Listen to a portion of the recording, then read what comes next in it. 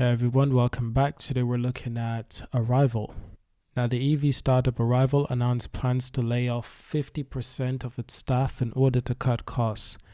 That's after abruptly focusing on the US market for its planned production and sales. Now, the company has dropped plans for all models but the electric van, 10,000 of which have been ordered by UPS.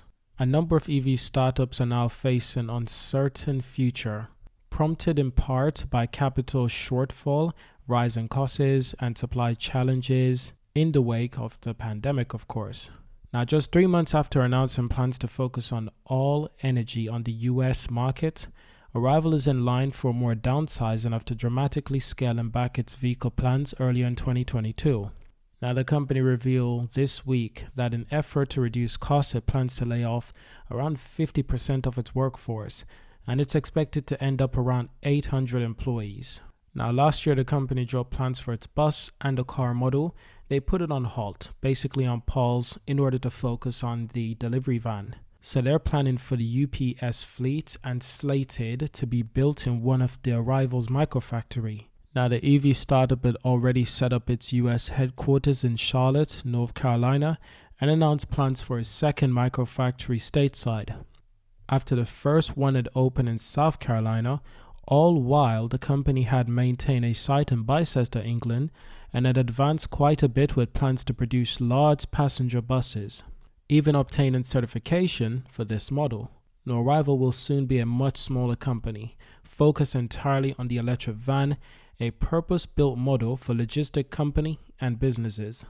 Additionally, this week the company appointed a new CEO, and maintain plans to begin assembly of the van in South Carolina in 2024, albeit subject to raising additional capital.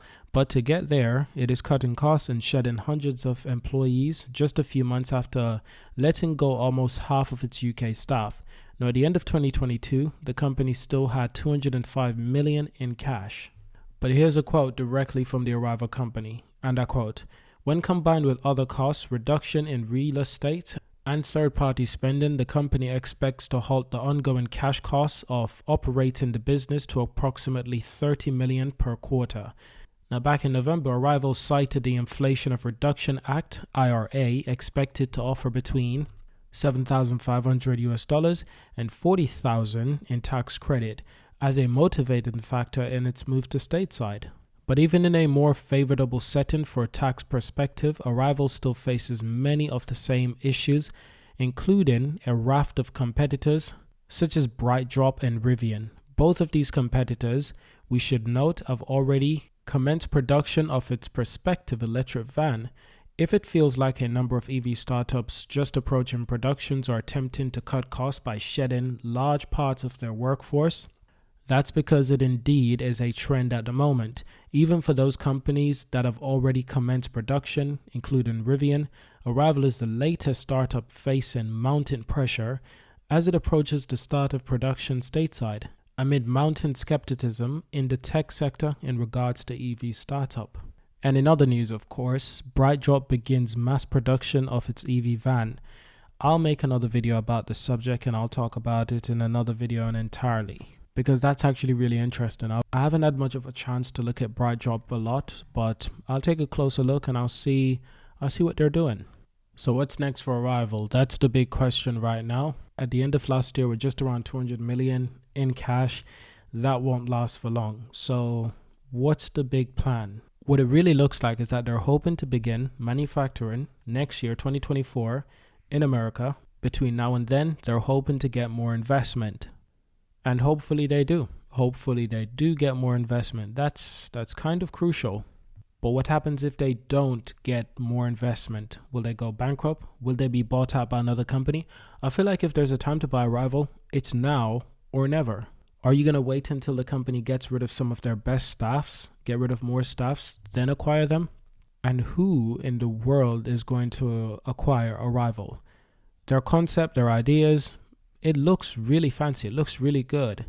But is it practical? Does it have values in terms of cost efficiency? Arrival wants to use microfactors. Let's not forget that. That's a very different path from many other automakers, from many other EV makers, in fact. Now, right now, this is the price of the share. Now, looking at the share within the last month, you can see that the share price have more than doubled. Not to mention, around the 13th, around the middle of January last month, the share was actually trending. It was actually around 71 cents, 72 cents per share. But that was short-lived. That did not last for long. The share price came back down gradually around 40 cents. But since the early parts of January, it is doing better. I've got to say, still cheap, but better. Now, I must say, on Arrival's website, they didn't release much information on the hiring of a new CEO. That would be quite important.